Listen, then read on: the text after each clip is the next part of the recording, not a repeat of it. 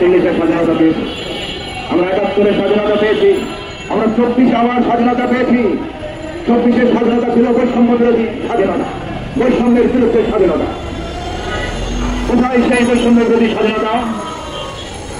যেখানে মামলার বাদীকে কুপিয়ে হত্যা করার চেষ্টা করা হয়, মামলার বাদীর বাড়িতে হামলা চালানো হয়।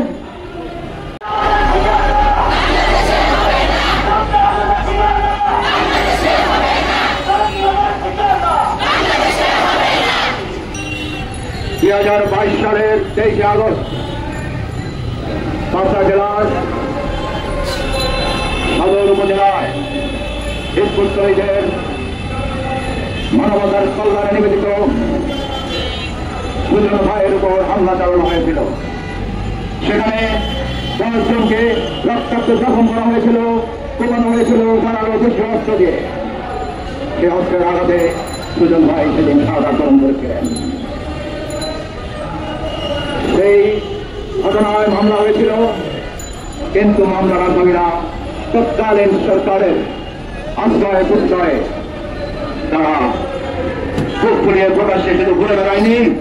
সেই মামলার বাদী সেলিম শেখকে বারবার তারা মামলা প্রত্যাহারের জন্য চাপ সৃষ্টি করেছে।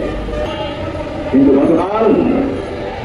গতকাল সেই মামলার বাদী মামলা না উঠানোর কারণে তার বাড়িতে হামলা করা হয়েছে। সেখানে 10 জনকে আবারও রক্তাক্ত জখম করা হয়েছে। 6 জনের অবস্থা খুবই আশঙ্কাজনক, তার হাসপাতালে মৃত্যুর সাথে পাঞ্জা রয়েছে।